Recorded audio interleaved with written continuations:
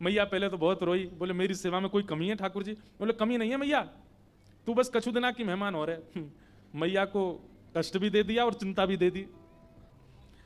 मैया को पहले तो चिंता हुई, बाद में मैया ने विचार किया कि ठाकुर जी सही कह रहे हैं, अगर मैं किसी को नहीं देके जाऊंगी तो रिश्तेदारों की नजर तो गड़ी है, क्योंकि दर्शनार्थी आते हैं, चढ़ावा चढ़ता है, और उस चढ़ावे के लोभ में कहीं ठाकुर जी को कहीं गलत स्थान पर ना ले जाया जाए।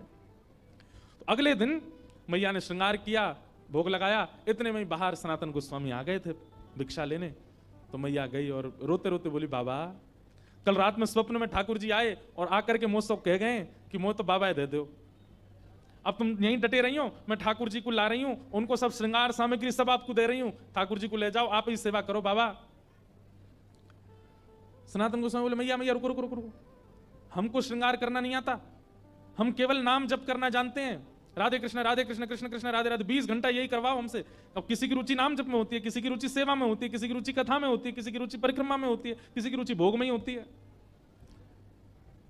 सनातन गोस्वामी बोले, दूसरी बात, सेवा तो सौभाग्य मेरे पास ठाकुर जी आएंगे, पर आपका इतना सुंदर भवन, इतनी बढ़िया व्यवस्था, मैं तो छोटी सी कुटिया में रहता हूं, और जमुना जी में बाढ़ आ जाती है तो मेरी कुटिया तो भय जाती है, उसमें ठाकुर जी को कहां विराजमान करूंगा, मेरे यहां कोई महल नहीं है।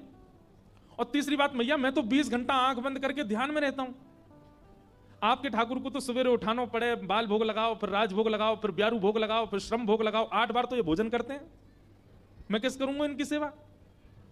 अच्छा, मुझे करने में दिक्कत नहीं, मैं तो देखो 4 घंटा ही नियम से बाहर रहता हूं, उसमें ही सेवा कर पाऊंगा, इनसे पूछ लो ये राजी है कि नहीं। तो स्वामी ने ठाकुर जी के लिए बोला, बोले ठाकुर जी से एक बार पूछ लो, व्यवस्थाएं ऐसी हैं मेरे यहां, रह पाएंगे कि नहीं?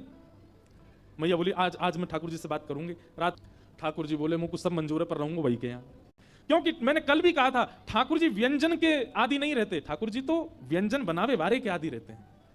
सत्य बताएं, ठाकुर जी को मंदिर में बैठना, ठाकुर जी को घरों में बैठना, गाड़ियों में घूमना, बहुत विशिष्ट व्यवस्थाएं होना ठाकुर जी को प्रिय नहीं है। जो उनका प्रिय भक्त है बस वो पास रहे उनके, वो ज्यादा प्रिय है ठाकुर जी को। ठाकुर जी प्रेम के आदि। दूसरे दिन मैया के यहाँ जैसे सनातन गोस्वामी आए, मैया तो अपने ठाकुर जी गोद में लेके आई, बोले बाबा आपकी सारी शर्तें हमारे ठाकुर जी को मंजूर है, रहेंगे आपके पास से। बाबा बोले, अच्छा लाओ दो। अब नेत्रों में आंसू भर रहे हैं कि बताओ, मैं नहीं चाह रहा हूं, ठाकुर जी खुद आ रहे हैं मेरे पास, ये मेरे भजन का बल है। अपने हृदय से लगा करके श्री मदन मोहन लाल जी को लेकर के आए, नेत्रों से अविरल अश्रुधार गिरते जा रहे हैं। बोले ठाकुर जी, झोंपड़ी से महलों में जाते हुए लोगों को देखा, पर महल से झोंपड़ी में आते पहली बार देख रहा हूं मैं। चौकी भी नहीं है एक बैठाने के लिए, नीचे फर्श पे ही गोबर का ऊंचा सा एक बना दिया चौकटा, उसी पे बैठा दिया ठाकुर जी। सनातन गोस्वामी के हाथ पर